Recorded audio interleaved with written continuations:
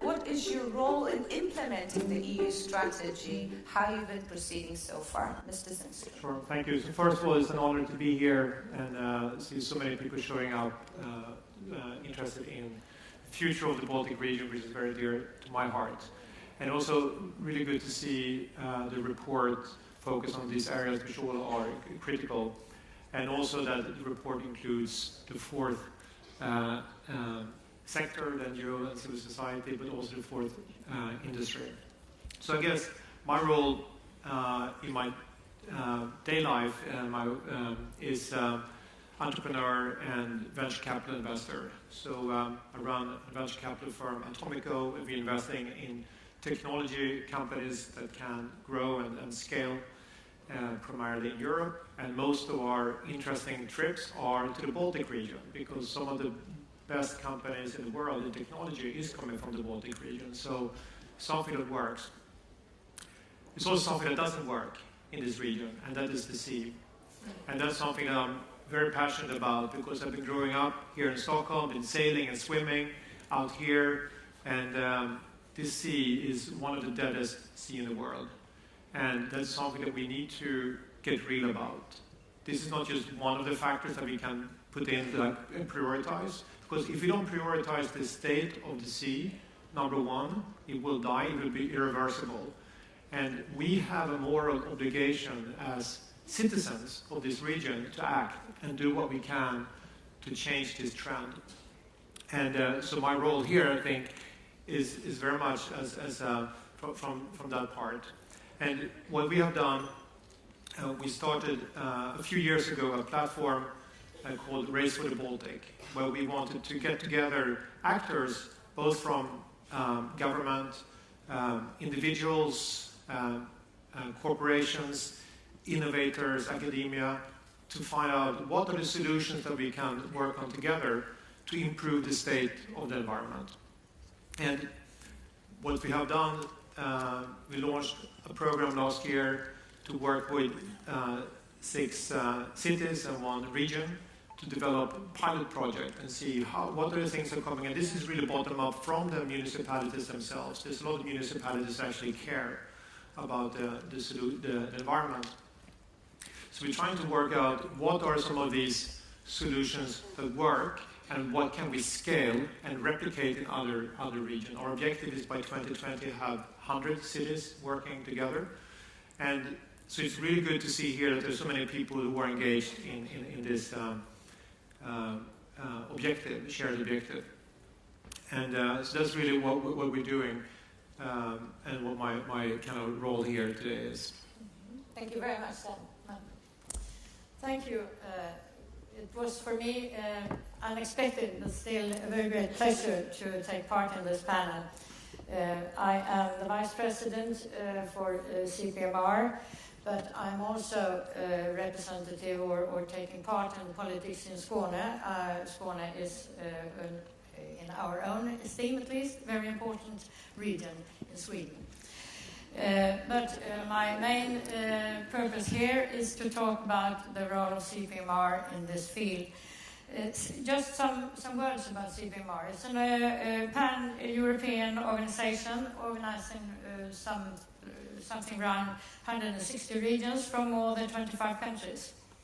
And within our organization, we have sea basin commissions. And in this room today, I have many colleagues from the members of the Baltic Sea Commission of CPMR. There are 6 commissions, and the Baltic Sea Commission is one of them.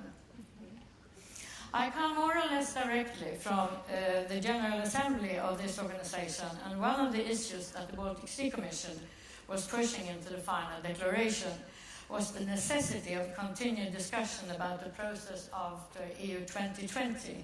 Therefore, I am very happy to be part of the opening session of this strategy that takes on a vision at least 10 years further, 2030. I think even longer perspectives are needed. I also take with me a very good discussion about the future of the EU, an EU stressed by conflicts. And in these times, EU needs regions and local authorities, because this is a level where a direct discussion and dialogue with the citizens can take place. And I think that is one of the things that EU needs most today, that is to have a dialogue more direct with the citizens. At CPMR General Assembly, presidents from 160 regions will continue discussion what we can do to build a stronger EU, and politicians in the regions of the Baltic Sea will continue this discussion. Before we go into the discussion about the trends, I would want to address the previous speakers on stage. We need a continued cohesion policy. It's not only a fund, it's a policy, and it's not only a policy, it's politics. Thank you. Thank you very much. Anke? Yeah, Alexandra, Ehlers, I'm one of the youth representatives here at the forum, and if I look at many people here, only a few of us are here, about 20 of us being from the regional or the national youth councils together. So most of us, and this is something maybe also special, that we're doing on a volunteer base, so we have another job to do in everyday life. So it's mostly about passion, and this is also my point coming up to the Baltic Sea policy, to the strategy. It's about passion, going for something you really believe in. One of my grandfathers, he was a fisherman at the Baltic Sea, and the other grandpa came from Poland to Germany over. So it's kind of a typical way how Baltic Sea politics affect our everyday life. And the youth perspective, we talk about 2030, I mean, this is not about the next generation. The generation is already there. And we are here and we are ready to discuss with you on the same level and make the future great again. And so this is the Youth Council work. And for those who've never ever heard about a Youth Council, I hope that it doesn't happen. It's the umbrella organization for different youth organizations existing, coming from the sports, from the cultural level, from the churches, from the firefighters, from the scouts. So everything young people do in their everyday life, they're students. And so we are the political lobby organizations for them to talk to you, people. Okay, thank you, Alexandra. If I understand correctly, out of these 4 trends that the authors of the report put on the table a few minutes ago, you would choose which one as the most important one? Would it be the environmental discussion? Well, it's hard. I mean, we represent all youngsters in the Baltic Sea region, and they have different attitudes. But I think the most important for them is the question of the democratic way of thinking. Mm-hmm. So this is the united thing. So changing democratic decision-making and governance would be something that you would be for and advocating in the next 14 years. Anke, what would you mark as the most important of the 4 trends? If you want me to, I'll mention them all again. It's either the changing democratic decision-making and governance, or changing demographic pressures and flows. We're talking about aging society, we're talking about brain drain, or renewing industries and innovation, or, and I know what Mr. Zennström is going to choose, deepening environmental conversation and climate change. I would like to choose 2, but I'll start with one that's on the top of my mind, and that is, for the moment, a very burning issue in all over Europe, and that is the migration and refugee crisis. I mean, since summer 2015, about 1.3 million people have entered the European Union. And at the same time, the issue of an aging society leads to challenges, on the one hand, because of the pressure on the welfare system, simply. And on the other hand, because of the imbalance of the ratio between persons in working age and pensioners. And this in turn leads to a deficit of workers, which on the EU level sometimes is estimated at 40 million. There are lots of figures circulating around that tens of millions of people will be lacking. So at the same time that we debate whether and how a couple of millions of people in need should be allowed to enter our area, we will, in a foreseeable future, lack workforce to keep up essential societal services and functions. And therefore, of course, the Baltic Sea Commission will continue to work and discuss between its members how to ease the pressures, the conflicts that occur because of the differences in competencies and the situation that's today creating in both areas, both age and society, which in itself can create very large conflicts between groups. You mentioned it as grey slums, I think, in one of the wild cards, and also the conflicts that we all the time know can occur because of the migration issue. Then, if I, at a later stage perhaps, can also talk about renovation of industry and innovation. Would you care to comment, gentlemen? Will demographic pressures come to the fore in the nearest future? Definitely, as we just presented all the trends, they are those for us all are on our ahead of us right now. And it's very difficult to put something in front of the other. And of course, there is different opinions on the different trends. But if I may just take from what Alexandra said, this passion-driven development is a perfect idea, also including the companies and the fourth sector, as we say, people that are motivated to do something for all our surroundings. That's a new force that is easily adopted to development of the Baltic Sea, and that's a very important new force. Maybe just continuing on what Janne said, kind of probably also needs that kind of passion to really engage with the trends and difficulties that are coming there, not just administrating them. And otherwise, I think we tried in the study actually to balance out and say, are those trends equaling out, or are some of them more important than others? But I think, on the one hand, it's trends we see emerging. We don't know which of them comes how strongly in the end, because there's so many factors playing in. So it's more saying, for all of those trends and their positive and negative impacts, we need to be ready and prepared and be able to respond or use them.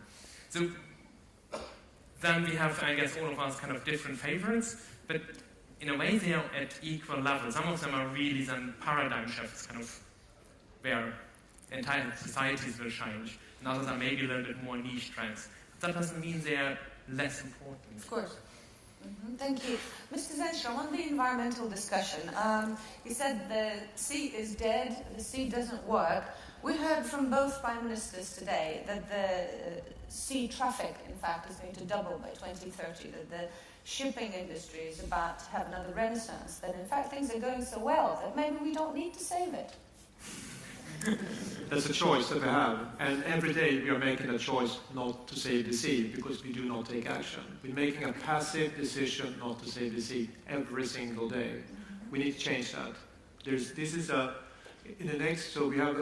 We have the Vision 2030 as 14 years.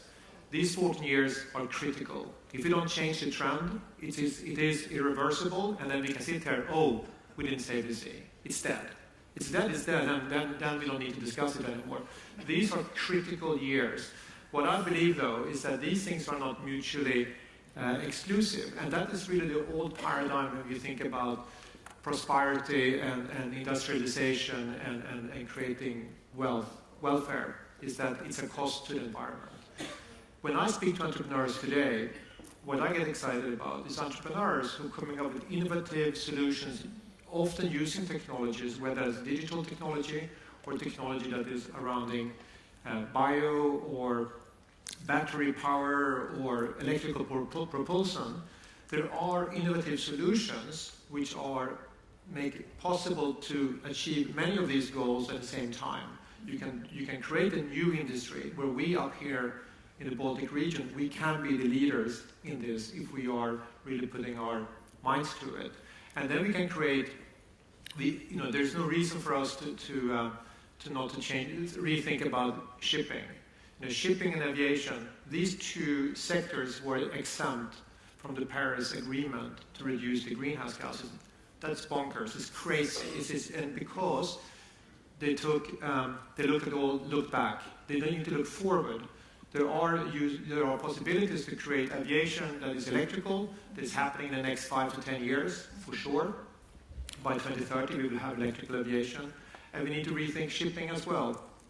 But also what we need to do, we cannot have, well, you know, of course shipping of products is good because it means that we are producing things, but we cannot do that to the cost of the environment. We need to put the environment first. Thank you.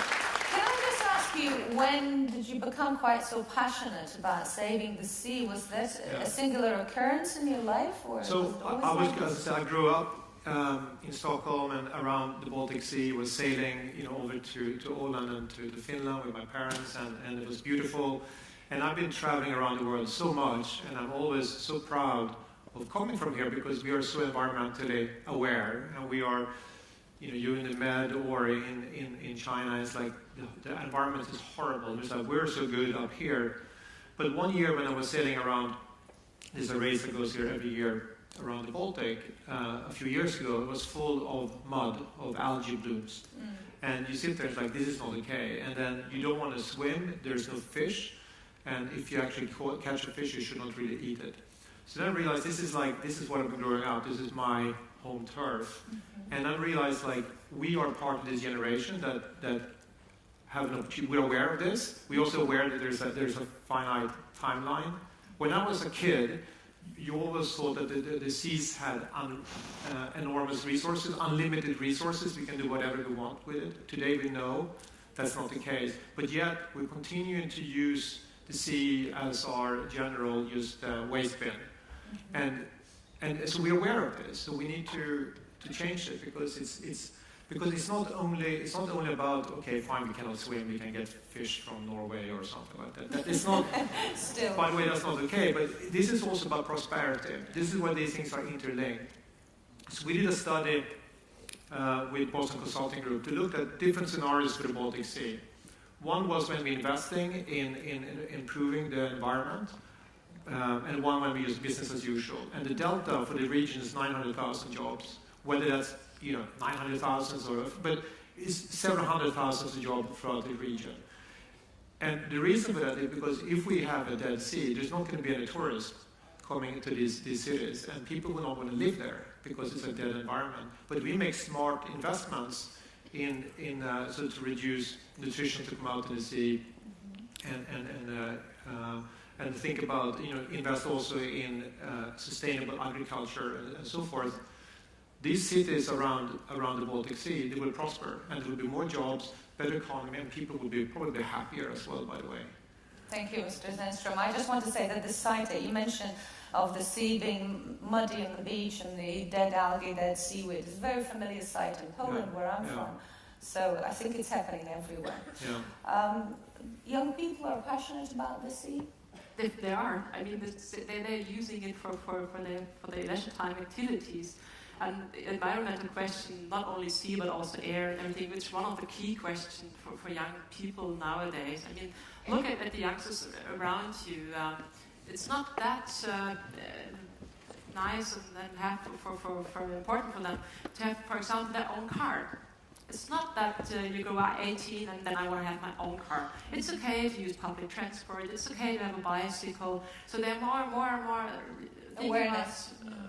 What can I personally give a benefit to the environment, and especially the sea is something which you can have every day in your face. I mean, we have a nice air, it's okay, but the sea is something which keeps us alive together. So this area is something to protect, and it's important for young people. I wanted to add something.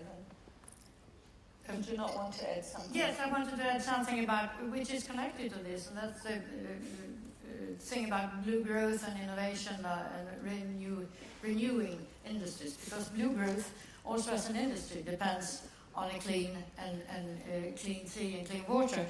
But what I wanted to say actually is that the Baltic Sea Commission is aware that innovation driven by market needs occurs spontaneously in most of Europe's more advanced economies, but in more peripheral regions there is a need for policy development in order to have an integrated, inclusive development and driving change through cooperation.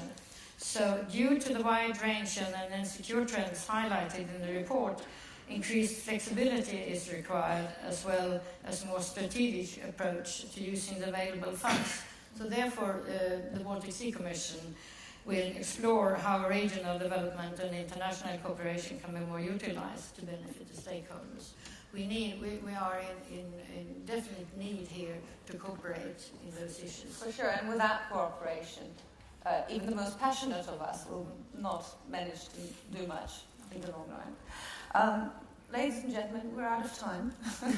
But thank you very much for this short discussion. I want to first of all thank both the Prime Ministers for staying through the panel. Thank you, gentlemen. You're now free to attend to your other duties, whilst I have a few announcements to the rest of the audience. Thank you, gentlemen.